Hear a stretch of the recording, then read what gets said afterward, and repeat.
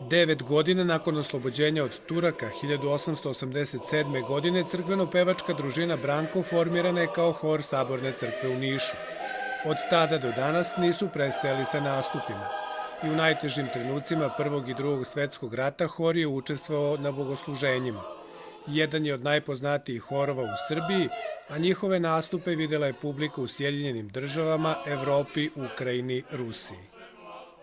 Hor Branko je i širio tu slobodarsku ideju i pevao ne samo duhovnu muziku, nego i narodne i uopšte svetovnu muziku i muziku koja je oslikavala i odražavala raspoloženje naroda.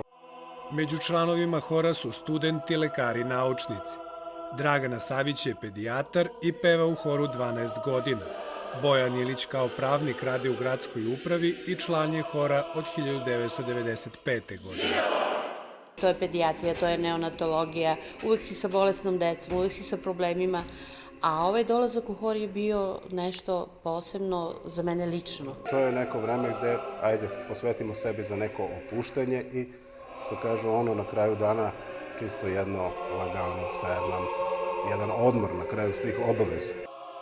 Hor je ime dobio po pesniku Branku Radičeviću, a velike uspehe postiže od 90. godina prošlog veka, kada kao dirigent dolazi Saracin Carević. Duhovna muzika je potpuno specifična. Ona nije muzika, ona je molitva. I ako vi niste u stanju da tu molitvu na neki način uznesete u ime svih, jer ste izabrani po tome što ste dobili dar, onda mislim da je to jednostavno veliko iskušenje.